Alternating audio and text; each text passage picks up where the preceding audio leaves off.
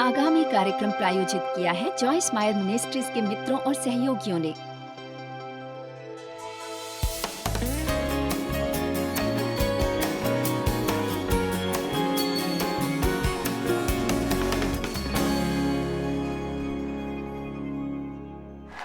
पिता, हम आज के वचन के लिए आपके आभारी हैं और मेरी प्रार्थना है कि वो हमारे जीवन में प्रभावित करेगा और हमारी मदद करेगा अपने दिल की रक्षा करने में। अब यदि आज मैं यहाँ ऊपर मंच पर आई होती और आपको बताया न होता कि मैं किस विषय पर सिखाने वाली हूं, बल्कि ये कहा होता, मुझे इस सप्ताह पता चला है कि मुझे दिल की बीमारी है और यही सच्चाई है कि मुझे ये बीमारी है। यहां बैठे हर व्यक्ति और मेरा दिल एक ही अवस्था में है और हर बार जब मैं डॉक्टर के पास जाकर चेकअप करवाती हूं, जैसा मैं साल में एक बार करवाती हूं, वो हमेशा मेरे दिल को जांचते हैं। मुझे विश्वास है कि एक मसीह को अपने दिल की जांच उससे ज्यादा करवानी चाहिए, क्योंकि ये बिल्कुल सच्ची और हैरानी की बात है कि हम सब रस्में पूरी कर सकते हैं और वो सब मसीह काम कर सकते हैं जो हम करते हैं, पर फिर भी हमारे दिल में धीरे धीरे कुछ प्रवेश कर जाता है जो हमें बहुत दुख पहुंचा रहा होता है और अन्य लोगों को दुखी कर रहा होता है, क्योंकि हम में जो होता है वही बाहर निकलता है। और जितनी जल्दी हम खोज निकालते हैं दिल की किसी गलत अवस्था को और उसमें सुधार लाते हैं, हमारे लिए उतना ही अच्छा होता है। हम अपने जीवन की गलत बातों के साथ निपटने में जितनी ज्यादा देर करेंगे, वो उतनी ही गहराई में समाएंगी और उतना ही कठिन होगा उनसे निपटना।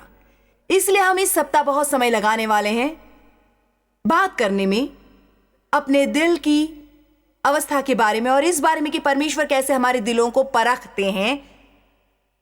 जीवन में हम जो परीक्षाएं देते हैं वो हमारे लिए बहुत महत्वपूर्ण होती है। ऐसा नहीं कि परमेश्वर हमारी सहन शक्ति की परीक्षा लेने के लिए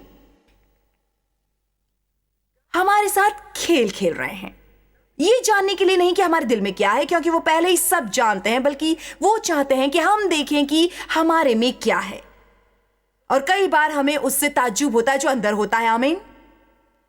हम कहते हैं विश्वास नहीं होता मैंने ऐसा किया था, और वो हमें वो बातें दिखाता है ताकि हम उनका सामना कर सके, उनसे निपटे। इसी तरह हम बढ़ते हैं। सत्य हमें आजाद करता है।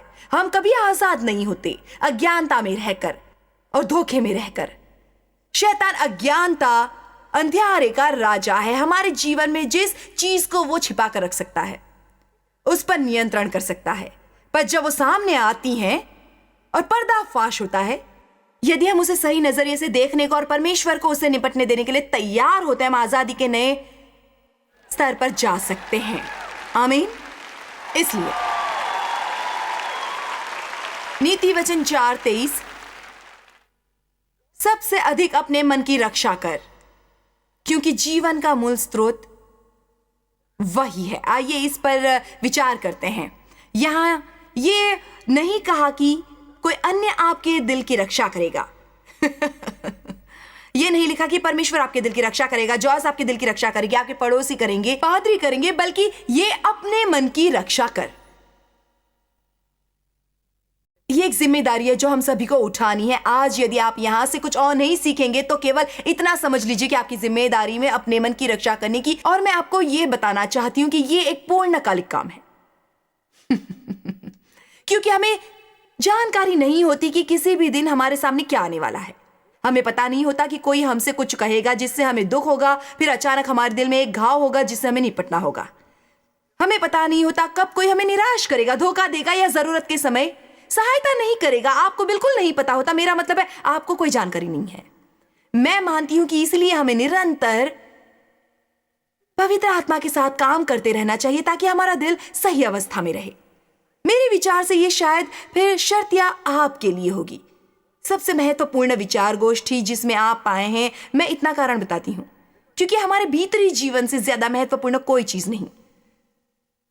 परमेश्वर के साथ चाल में कुछ ऐसी चीजें रही हैं जो मेरे लिए जीवन बदलने वाली साबित हुई। जब मेरा नए सिरे से जन्म हुआ था, जब मैं आत्मा से भरपूर हुई थी, जब मैंने केवल परमेश्वर के हाथ को खोजने की बजाय उनका चेहरा खोजने के महत्व के बारे में सीखा था। बात थी सीखने के लिए, क्योंकि परमेश्वर की उपस्थिति बहुमूल्य होती है, केवल वो नहीं जो हमारे लिए है। इसलिए ये मेरे लिए सचमुच महत्वपूर्ण थी। पर उनमें से एक और चीज थी भीतरी जीवन। ये सीखना वो जीवन है जो सचमुच मेरे भीतर है। क्या आप ये जानते हैं, आपकी परिस्थितियां आपका असली जीवन नहीं है।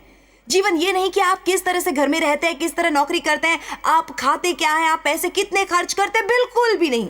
दुनिया में दुखी अमीरों की कमी नहीं है, सफल दुखी लोगों की कमी नहीं है, ऐसे लोगों की कमी नहीं जो बड़े घरों में रहते हैं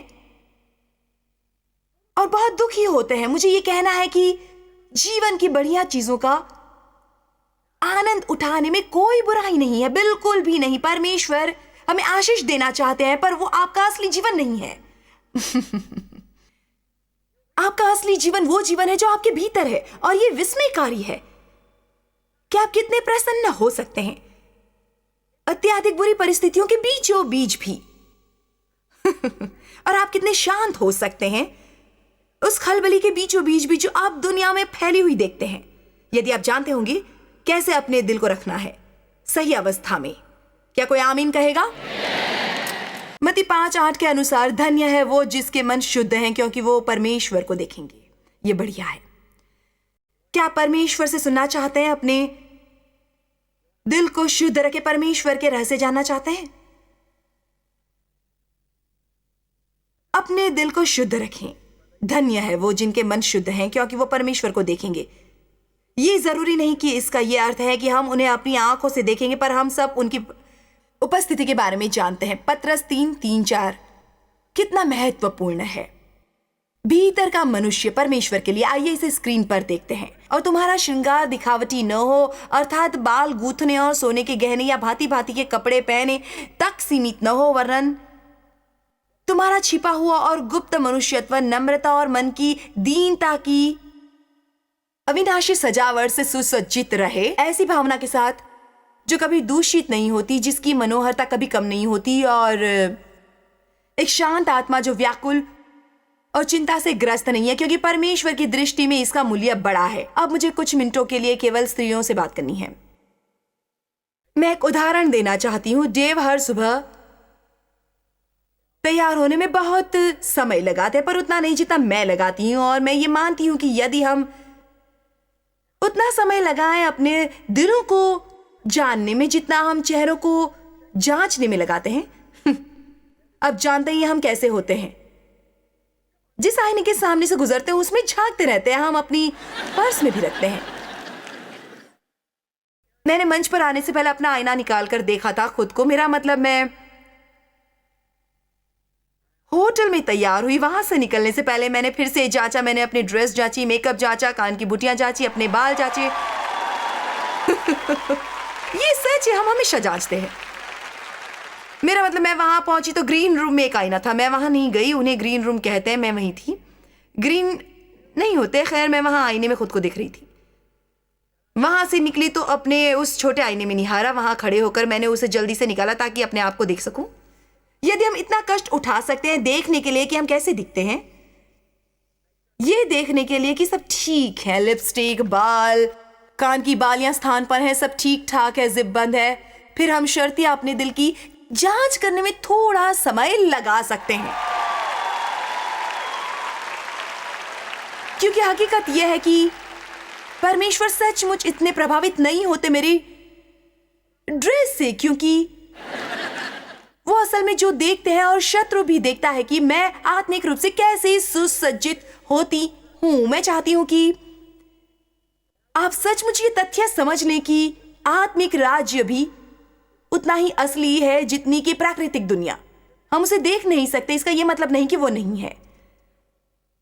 हमें ज्यादा ध्यान देना आरंभ करना है अपने भीतरी जीवन को, अपने विचारों को और अपने रुखों को। आमीन। क्या यहां एक बात समझ चुके हैं आप?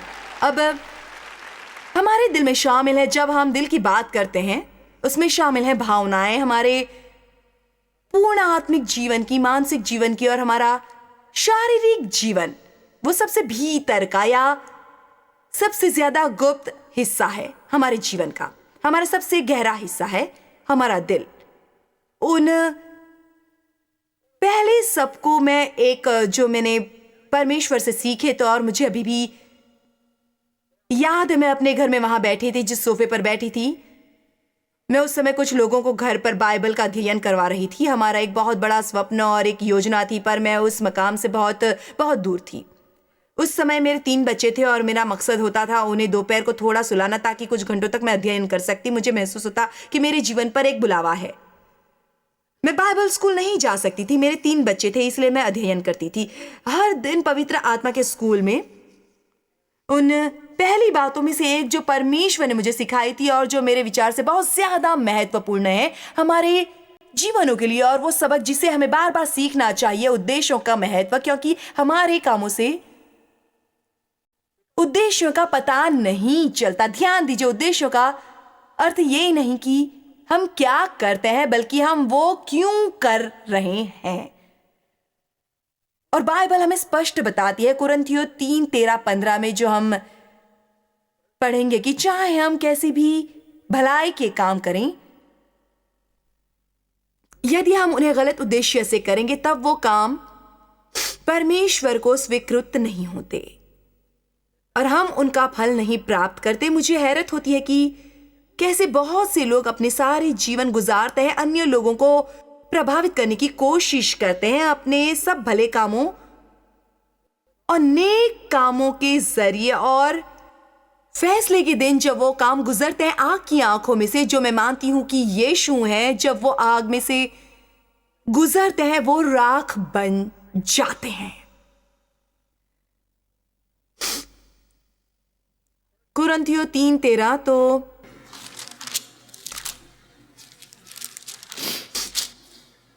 तो हम में से हर एक का काम स्पष्ट और खुलकर प्रकट हो जाएगा। उसका असली उद्देश्य सामने आएगा, क्योंकि वो मसीह का दिन उसे बताएगा, इसलिए कि आग के साथ प्रकट होगा और वो आग हर एक का काम परखेगी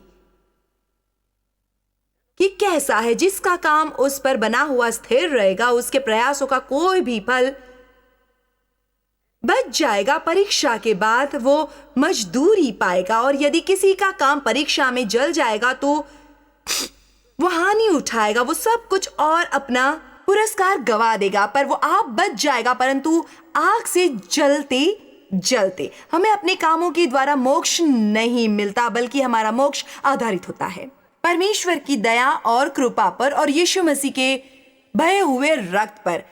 हमें स्वर्ग में पुरस्कार मिलता है उन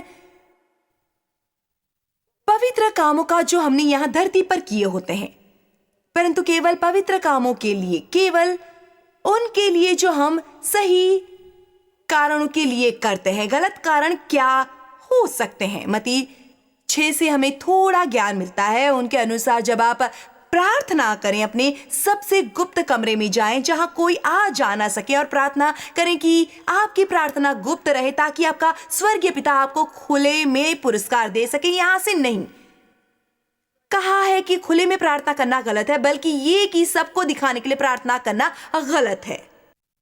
और ये लिखा है कि जब तुम भले काम करो, इसलिए मत करो कि सब तुम्हें भला समझे। और यदि हम ईमानदार बनेंगे, और अपने साथ ईमानदारी बरतना सचमुच बहुत कठिन होता है। जब आप इस तरह की सभा में आते हैं, आप अपनी पहचान के उन लोगों के बारे में सोचते हैं जिन्हें यहां होना चाहिए।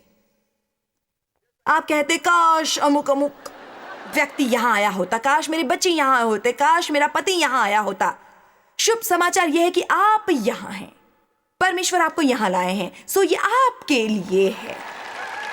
किसी अन्य के बारे में सत्य का सामना करना आसान होता है, अपने बारे में सच का सामना करना आसान नहीं होता। पर यदि हम वो कर सकें तो हम एक नए स्तर पर जाते हैं। इसलिए यदि हम अपने साथ ईमानदार बनेंगे, हमें स्वीकार करना पड़ेगा कि जब तक हम ज्यादा ज्ञान प्राप्त नहीं करते और ज्यादा सीखने के लिए हमें परमेश्वर के साथ कई बार युद्ध करना पड़ता है। हम सचमुच एक दूसरे को प्रभावित करना चाहते हैं। इतने मासूम मत बनो, मेरे साथ ऐसा करने की कोशिश मत करें। आप सभी के चर ऐसे। मैं पिछले 2 या 3 सालों से इस नतीजे पर पहुंची हूं कि हम आजादी का अरत्ती भर अर्थ नहीं जानते होते जब तक हम अन्य लोगों को प्रभावित करने की जरूरत महसूस करते हैं।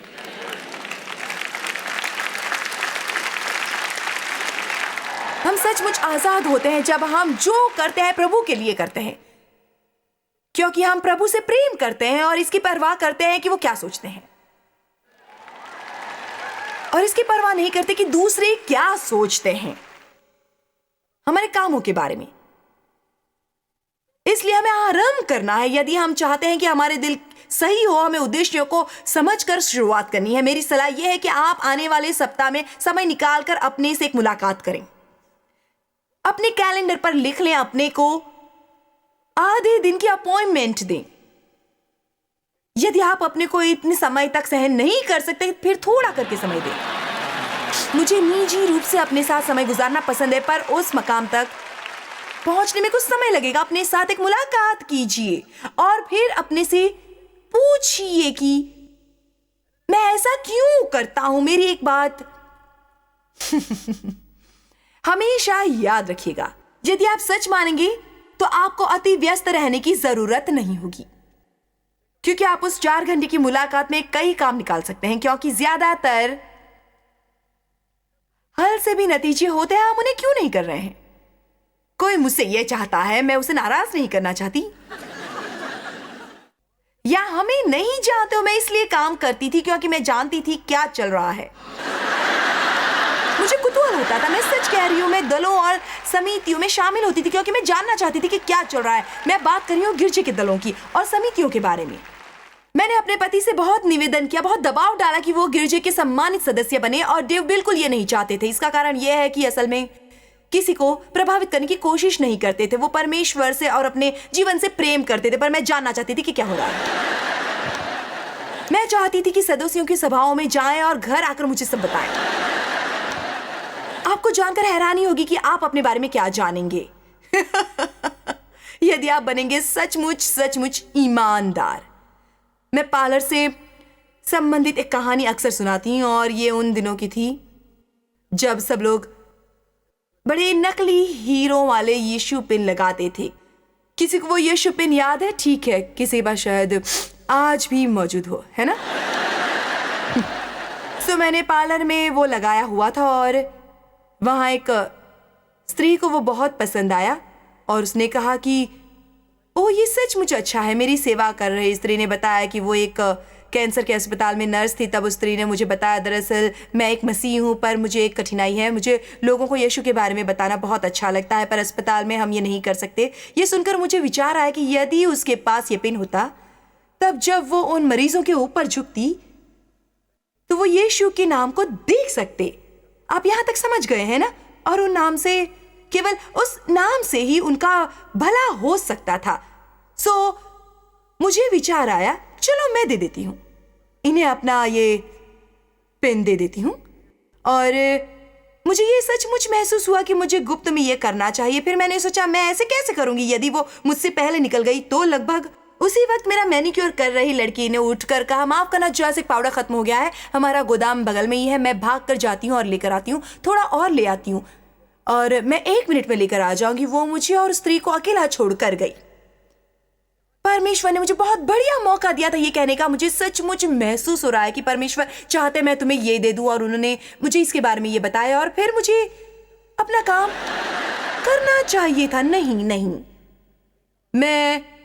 मेरे मन में ये बात चल रही थी, उस दूसरी स्त्री को बहुत लाभ होगा यदि वो मुझे देते हुए देखेगी, और उसे समझ आएगी कि देना मसीह जीवन का अंग है, और उसे देने के लिए प्रोत्साहन मिलेगा। मैं बहुत बेवकूफ और कामी बन रही थी। जब मैं वहां से निकली, प्रभु ने कहा, आशा है तुम्हें आनंद मिला होगा, क्योंकि तुम्हें केवल वही फल मिलने वाला है। तब जैसे मेरी आंखें खुली और मैंने कहा, हे प्रभु, मैं शरीर के द्वारा चल रही थी। मुझे विश्वास है कि आपको ज्यादा समय सोचना नहीं पड़ेगा ऐसी कुछ बातें ढूंढने के लिए। अपने जीवन में हम चाहते हैं लोग हमें देखें, हमारी ओर ध्यान दें, हमारी प्रशंसा करें, हमारे प्रति कृतज्ञ हों। हम चाहते हैं कोई हमें शाबाशी दे और हमारे आगे पीछे घूमे। ये सब ठीक होता है यदि परमेश्वर आपको वो दे, पर यदि आप स्वयं चालबाजी से वो सब हासिल करते हैं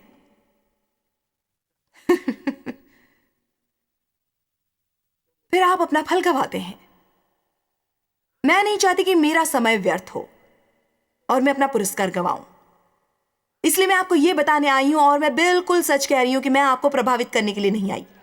मैं यहाँ आपको सिखाने आई हूं और सिखा कर रहूंगी। किसी न किसी तरह आप संदेश समझ ही लेंगे।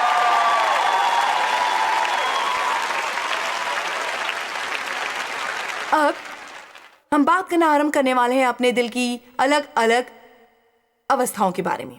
पहले दिल की अवस्था जिसके बारे में बात करूंगी वह है कठोर दिल। बाइबल में कठोर दिल के बारे में बहुत लिखा है। इब्रानियों 3:7-8। सो जैसा पवित्र आत्मा कहता है कि यदि आज तुम उसका शब्द सुनो तो अपने मन को कठोर न करो, जैसा कि क्रोध दिलाते समय इज़राइल में हुआ था और परीक्षा के दिन जंगल में किया था। जब आप दिल को कठोर करते हैं, आप केवल वो सुनते हैं जो सुनना चाहते हैं, वो सुनना नहीं चाहते जो परमेश्वर आपसे कहना चाहते हैं। जब आपका दिल कठोर होता है और परमेश्वर के प्रति संवेदनशील नहीं होता, हम चयन करके सुनते हैं। हमें आत्मिक बहरापन होता है। फिर हम चाहते हैं कि परमेश्वर हमसे बातें करें और वो हमसे बात कर रहे होते हैं, पर हम वो नहीं सुनना चाहते जो वो कहना चाहते हैं। जब आप दिल कठोर बनाते हैं, आपके लिए सचमुच कठिन हो जाता है बच्चों जैसा विश्वास करना और परमेश्वर पर विश्वास करना। यह बहुत महत्वपूर्ण है कि हमारा दिल कोमल हो परमेश्वर के सामने। एक गीत आज हमने गाया था, break my heart with what breaks yours.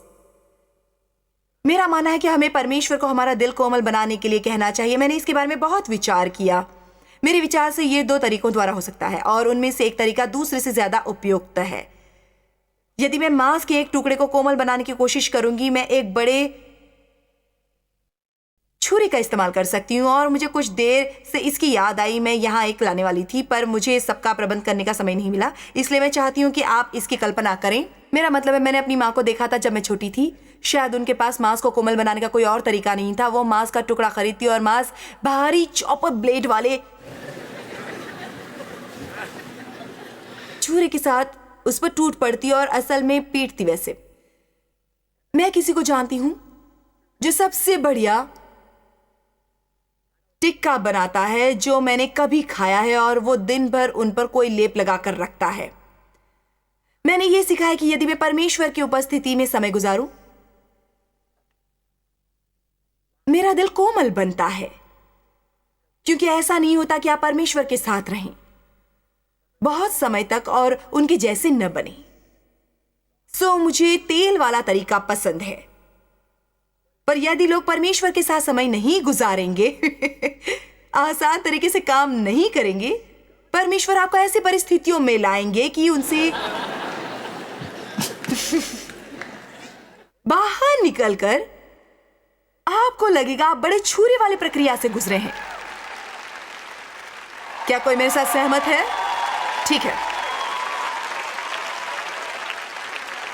पर हमें यह आश्वस्त करने की जरूरत है कि हमारे अंतःकरण और हमारे मन रहे कोमल परमेश्वर के प्रति।